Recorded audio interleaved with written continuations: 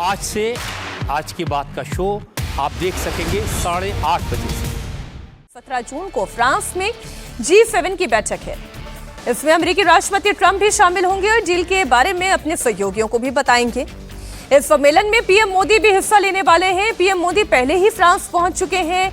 Emmanuel Macron से उनकी मुलाकात हो चुकी है। अब प्रधानमंत्री नरेंद्र मोदी 2 दिन के दौरे पर फ्रांस से स्लोवाकिया पहुंचे। स्लोवाकिया की राजधानी ब्रातिस्लावा पहुंचने पर पीएम का पारंपरिक स्लोवाक तरीके से स्वागत किया गया। इसकी तस्वीरें आपके सामने हैं।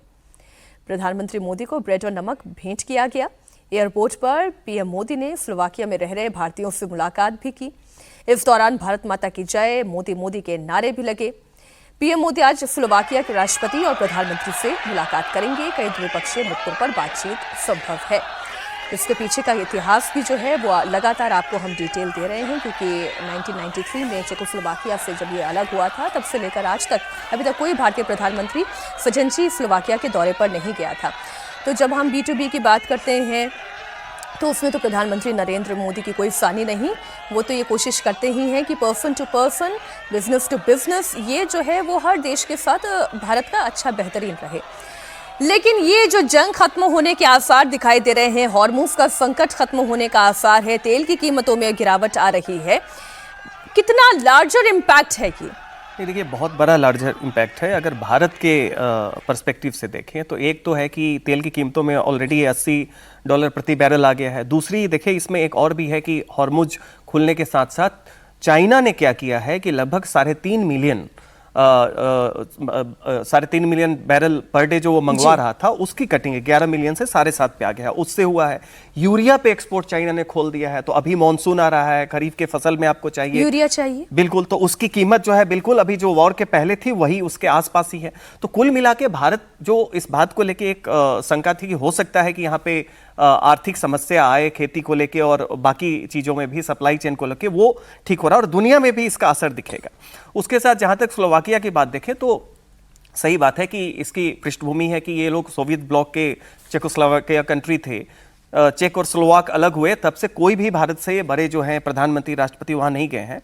ये उस सीरीज का कदम है जिसमें भारत अपनी स्ट्रेटेजिक और ट्रेड रिलेशन यूरोप के साथ मजबूत कर रहा है। तो वेस्टर्न यूरोप में चाहे जर्मनी हो, फ्रांस हो, ब्रिटेन हो, बाकी उसके पहले भी हम लोग फिनलैंड गए थे, बाकी कंट्री डेनमार्क गए थे, वहाँ पे हमने ऑलरेडी किया है इटली के साथ।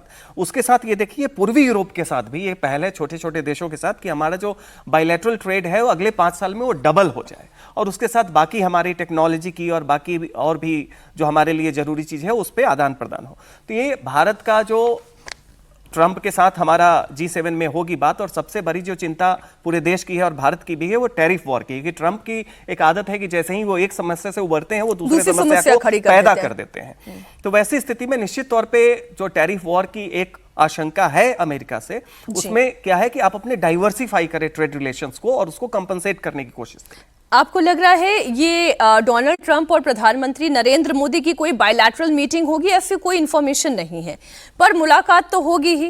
बिल्कुल होगी, मुलाकात होगी। मुझे लगता है कि ये दूसरी मुलाकात होगी Trump face to face second term में, और दोनों के जो पर्सनल केमिस्ट्री हैं वो थोड़ी मोड़ी जो आलोचनाएं हुई भी भारतीय विदेश नीति की कुछ और संक्रमण काल में आलोचनाएं होती हैं, लेकिन उसको फिर से वापस पटरी पर लाने का एक पूरी कोशिश की जाएगी। और खास करके जो ट्रेड डेफिसिट है या ट्रेड बैरियर्स हैं उस मामले में मुझे लगता है ग्राउंड वर्क दोनों की मीटिंग में होगा। सज्जन जी अभी स्लोवाकिया की बात कर रहे थे।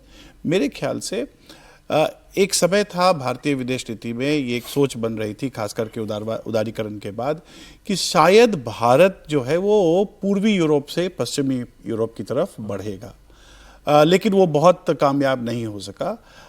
अभी खास करके जब से इंग्लैंड ने यूरोपियन यूनियन से अपने आप को बाहर किया और जब से अब हमारा फ्री ट्रेड हुआ है, तो पश्चिमी यूरोप के साथ तो हमारा एक अच्छा मजबूत रिश्ता तो है ही है, लेकिन पश्चिमी यूरोप से पूर्वी यूरोप तरफ जाने में जो मध्य यूरोप है और मध्य यूरोप में आज प्रधानमंत्री मोदी वहाँ हैं, तो मुझे लगता है कि मध्य यूरोप के साथ बहुत सारी बातें की जाएगी और उसमें मुझे लगता है कि ये जो AI सिस्टम्स हैं, आर्टिफिशियल इंटेलिजेंस की व्यवस्था है, या मेक इन इंडिया का भी प्रोग्राम है, भारत में जिस प्रकार से जॉइंट प्रोडक्शन की भी बात की जा रही है, मुझे लगता है इन सब चीज़ों पर ये कोशिश की जाए।